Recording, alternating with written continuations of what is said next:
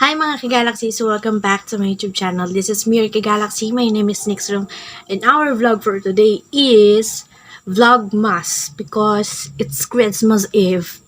So, Merry Christmas everyone. So, samahan niyo ako na i-celebrate ang Christmas because Christmas is very special to us. And yun, medyo hindi ako nakapag-upload lately kasi kung mapapansin nyo sa boses ko, medyo nagkakasakit ako lately. That's why hindi ako nakakapag-upload. Hindi ko kinakaya mag-edit, hindi ko kinakaya umisip ng content, hindi ko kinakaya mag-vlog. That's why hindi ako nakakapag-upload. Pero nag-upload ako minsan dito sa aming page, which is yan. I-follow nyo yan kasi madaming kalokohan dyan. So yun lang mga Kagalaxy, samahan nyo ako na i-celebrate or isalubong ang Christmas. So, mamaya update ko kayo sa mga mangyayari. Bye!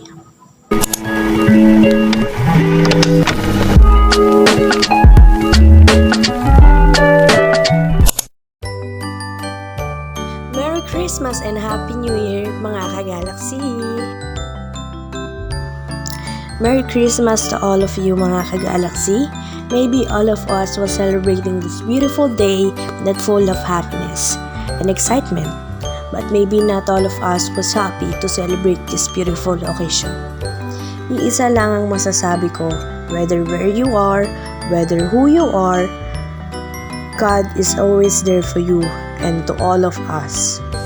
I'm being proud dahil nakasurvive ako sa mga bagay na akala ko hindi ko kaya.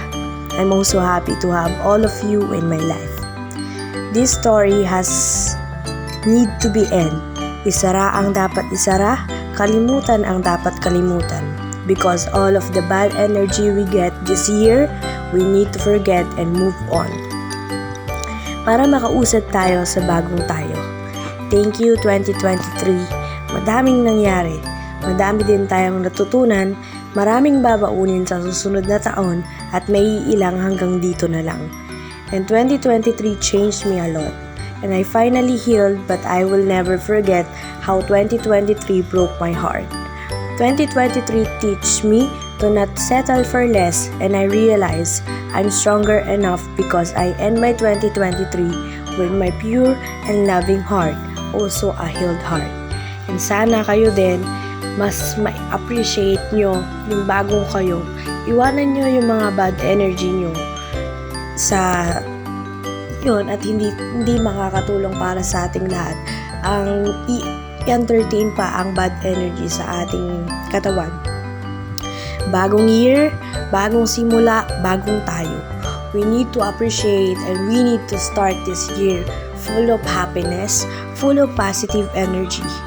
Dapat lagi tayong masaya, dapat lagi nating i-enjoy yung sarili natin.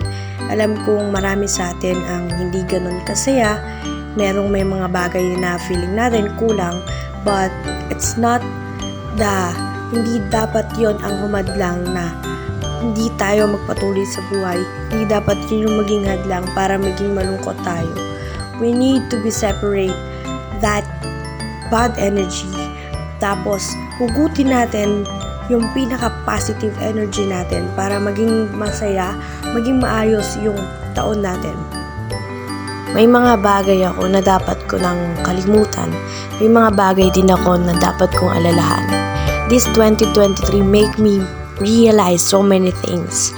Madaming mga bagay, madaming mga memories na gusto kong baunin, na gusto kong ipakita sa inyo ngayon na kung paano ako nag-struggle sa buong taon. Kung paano ko gusto kayong pasayahin, how I created my vlog, how I edit it, how I express my emotion para may makuha yung lesson. And through that video, through that vlog, I have only one message.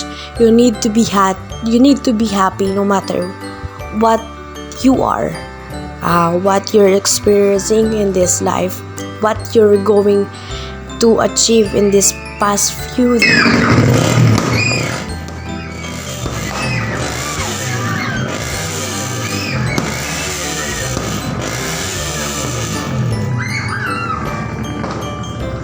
pero nawawala din.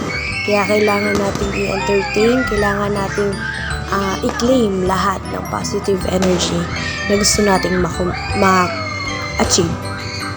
Madaming mga bagay sa akin ang nawala.